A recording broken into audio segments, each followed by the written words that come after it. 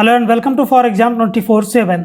इस वीडियो में हम यूपी ट्रिपल एससी की बात करेंगे, जिसमें स्टूडेंट जो है वो पीईटी को हटाने की मांग कर रहे हैं कि पीईटी को हटाया जाए।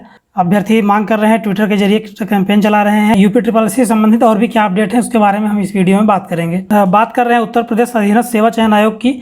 यूपी ट्रिपल एससी जो कि पिछले कई सालों से प्रदेश में सबसे सुस्त आयोग बन के रह गया है।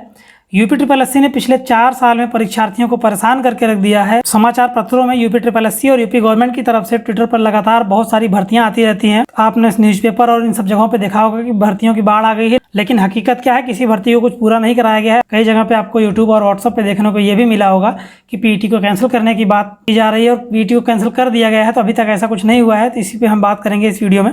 वीडियो में आगे बढ़ने से पहले अगर आपने अभी तक हमारे चैनल को सब्सक्राइब नहीं किया है तो चैनल को सब्सक्राइब जरूर कर लें, ताकि आने वाली इस तरह की अन्य जानकारी भी आप तक पहुंच सके। वीडियो को लाइक करें और शेयर भी करें। और यूपी ट्रिपल एससी की इस तरह के रवैयों को लेकर छात्रों ने मुख्यमंत्री उत्तर प्रदेश सरकार को जो है एक लेटर भी लिखा है, जिसमें सब्जेक्ट में डाल दिया यूपी ट्रिपल एससी द्वारा आयोजित कृषि प्राविधिक सहायक भर्ती से संबंधित जानकारी के देने के लिए किया गया है कि नियुक्ति चयनित अभ्यर्थियों को नियुक्ति देने समेत सभी लंबित भर्तियों को जल्द से जल्द पूरा कराए।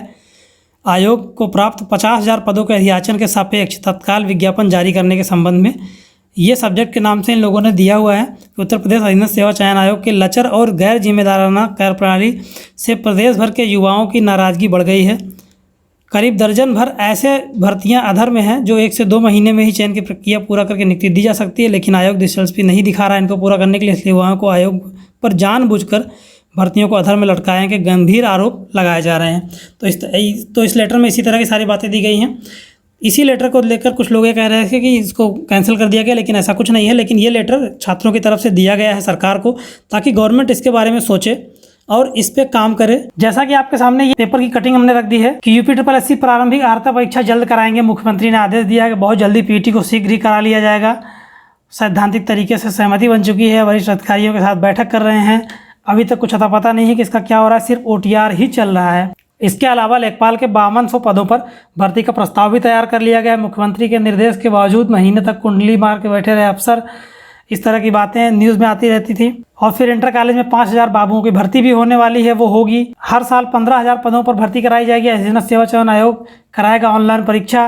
विभिन्न विभागों में 500 से अधिक भर्ती के प्रस्ताव। ऐसी बहुत सारी भर्तियां हैं जो कि न्यूज़पेपर में ही देखने को मिलती रही हैं अभी तक। इंटरव्यू का झमेला खत्म करके लिखित परीक्षा से जल्द लेखपाल की भर्ती कराई जाएगी। नए साल में योगी सरकार देगी 25,000 नौकरी का तोहफा। यूपी ट्रिपल एससी होंगे 15,000 नई भर्तियां, 10,000 प्रक्रिया पूरी होगी। ऐसे कई सारे न्यूज है। पहली बार प्रदेश स्तर में लेखपाल की भर्ती होगी। पेट के जरिए भर्ती की तैयारी की जा रही है। दिसंबर से रजिस्ट्रेशन शुरू होगा। यूपी ट्रिपल एससी ने आवेदन और परीक्षा की नई प्रक्रिया को मंजूरी दे दिया, यानी कि यहाँ पे पीईटी की बात हो रही है। तो इस तरह की कई सारी खबरें अभी तक आती रही हैं। इस तरह की जो भर्तियां हैं वो लगातार समाचार पत्रों में आती रही हैं, जबकि हकीकत यह है कि लगभग 22 भर्तियां, लगभग जो है 22 वैकेंसी जो हैं, जिसमें लगभग 50,000 के आसपास के पद होंगे।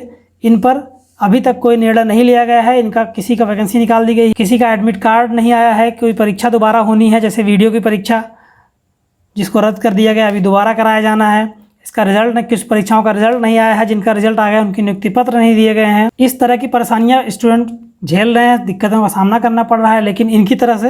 लेकिन सरकार की तरफ से और यूपी ट्रिपल एससी की तरफ से न्यूज़ में यही आता रहता है कि 50,000 पदों पर मुख्यमंत्री द्वारा आदेश जल्द जारी किया गया, प्रक्रिया पूरी की जाएगी। लेकिन होता कुछ नहीं है। बस पेपर में, न्यूज़पेपर में, समाचार पत्रों में ही भर्तियों की बहार आती रहती है। बहुत सारी भर्तियां और नौकरियां आती रहती हैं प्रदेश में, जबकि कोई भी वैकेंसी क्लियर नहीं हो रही है। बहुत सी वैकेंसी सिर्फ पेपर में ही आई हैं, अभी तक उनका कुछ अता पता नहीं है।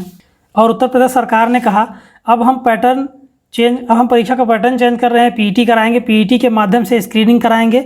आवेदन परीक्षा का पैटर्न चेंज करने की प्रक्रिया को मंजूरी भी दे दी गई थी। और इस प्रक्रिया के साथ साथ जो नई भर्तियां आएंगी, बस 1 से 2 महीने में इनकी ज्वाइनिंग तक करा दी जाएगी। इतनी जल्दी होगी इससे, जबकि पेट का कुछ अभी तक अता पता नहीं है। यूपी ट्रिपल एससी की तरफ से अभी तक केवल ओटीआर के रजिस्ट्रेशन ही चल रहे हैं, जिसमें आप यहाँ पे देख सकते हैं कि अभी रजिस्ट्रेशन ही चल रहा है। उसके बाद उसका वेरिफिकेशन और भी कई सारी चीज़ें पेंडिंग में है, जिसमें आपके सामने यहाँ पे आप देख सकते हैं। जैसा कि ऑफिशियल वेबसाइट पर ही दिया हुआ कि 5,27,000 कैंडिडेट्स ने अभी तक रजिस्ट्रेशन कराया है, जिसमें लगभग 1,02,100 के आसपास वेरीफाइड हुए हैं। 1,02,025 कैंडिडेट हैं जिनका ई लॉकर ही जनरेट हो चुका है अभी तक। तो जहाँ तक कि जिसमें कई सारी वैकेंसीज होती हैं, यूपी ट्रिपल एससी के जरिए बहुत सारी वैकेंसी आती हैं। इस ओटीआर के रजिस्ट्रेशन के लिए एलिजिबिलिटी जो है वो 10th रखी गई है और एज लिमिट यहाँ पे कुछ रखी ही नहीं गई है। तो इसके साथ जितनी भी वैकेंसी आती है यूपी में उसमें लगभग 40 लाख के आसपास कैंडिडेट होंगे जो इस फॉर्म को भरने के लिए एलिजिबल हैं OTR रजिस्ट्रेशन के लिए। नहीं 40 तो 35 लाख कैंडिडेट तो ऐसे हैं ही हैं जो इसका रजिस्ट्रेशन करेंगे जिसमें से अभी केवल 5 लाख लोगों ने पूरा किया है। अभी तक केवल OTR का रजिस्ट्रेशन ही चल रहा है।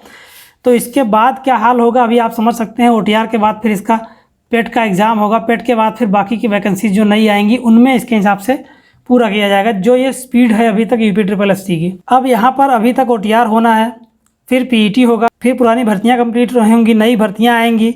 इस पूरे तामझाम से विद्यार्थी परेशान हो गए हैं। इन सब परेशानियों से ऊबकर विद्यार्थियों का यही कहना है PET के प्रोसेस को किनारे कर दिया जाए, अभी PET ना कराया जाए। सीधी भर्तियाँ जितनी आनी हैं, जो सीधी भर्तियाँ हैं जिनमें ज़्यादातर में एक परीक्षा होनी है, उनका विज्ञापन जारी किया जाए जल्द से जल्द। उसका एग्ज़ाम करा के परिणाम दे करके उसकी ज्वाइनिंग 1 से 2 महीने में कराई जाए जैसे ही कोरोना की स्थिति सामान्य होती है। और जिन 50,000 पदों की सरकार बात करती है कि हम यूपी गवर्नमेंट की हम 50,000 पद निकालने वाले हैं, ये 50,000 पद जो हैं, इन 50,000 पदों में कई सारे जिसमें लगभग आधे ऐसे पद हैं जिनका अधियाचन भी विभाग ने भेज दिया है कि प्रक्रिया पूरी की जाए, सीधी भर्ती निकाली जाए, पुरानी भर्तियों का पूल बनाकर जल्द से परिणाम ज्वाइन किया जाए, कोरोना की स्थिति सामान्य होते हुए बची हुई परीक्षाओं को भी कराया जाए।